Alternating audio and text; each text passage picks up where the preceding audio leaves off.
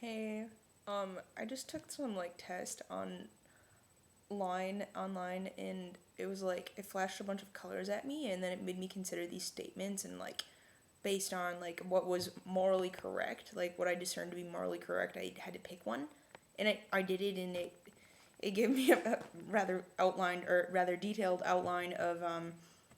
It gave me some details about what it is likely that my personal faults are, and then and for some reason it just brought up my faults, and that's fine, but it just kind of proves how society is negative. But if I'm a little quirky, more quirky than usual, then I apologize if I'm nuts today. I wrote a poem last night.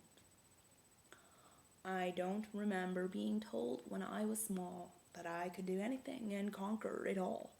But nonetheless, now I'm older and I've learned about fleas, and I be jumping out of mason jars from time spent on my knees.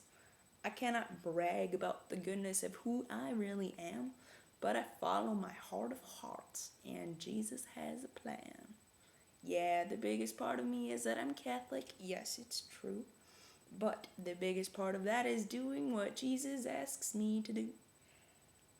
And now, looking back at my life, it is evident very that He's been there for me for all of it, even when it was scary. So now I'm here, looking on, thinking what to do next. I re examine my strategy, figure out what works best. So far, all I know is that I follow the love that's being dropped onto my path from all my angels above. I plan on following these cookies sent from my best friend Jay. Get to Mass every Sunday and remember to pray. And boy, if you don't believe in God, take a look at my life. The way He answers my prayers and saves me from strife. You say you don't trust the documentation and the tradition handed down? Then just go and see that Eucharist, but make sure you bow down.